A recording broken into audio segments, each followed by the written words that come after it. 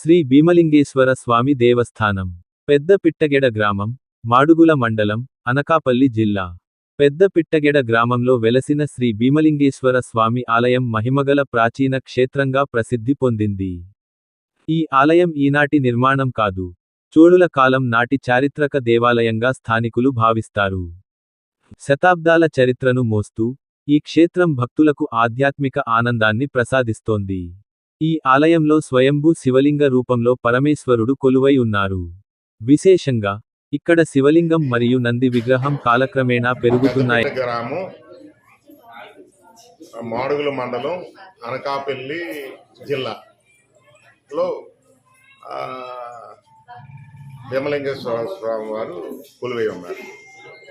శివాలయం అనేది 5,000 సంవత్సరాల నుంచి పురాతనమైన రాజుల కాలం నుంచి వస్తూ ఉందండి. శివాలయం అనేది ఇంతకుముందు వణుగ వాళ్ళు లంకెల వాళ్ళ ఆధ్వర్యంలో ధర్మకర్తలైనటువంటి అందులో ఒకటి నేనండి. అయితే ఈ శివాలయం అప్పుడు రాజుల కాలం నుంచి వస్తూ ఉండి ఇలాగా కింతల హరిబాబు గారు అలా గోపురం కట్టించి తర్వాత ఆ లంకెల వాళ్ళ ఆధారం నుంచి అలా వచ్చి కొద్దిగా మన రాజుగారు అనేసి డెవలప్మెంట్ చేశారండి.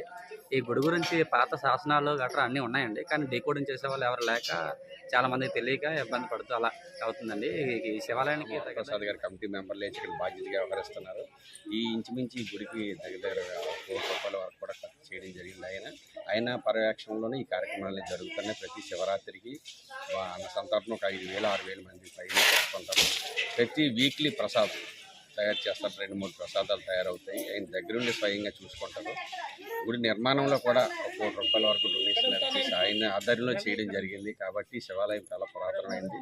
భక్తులు ఎవరైనా సరే వచ్చి ఈ తాగిని చూసి స్వయంగా పరిశీలించి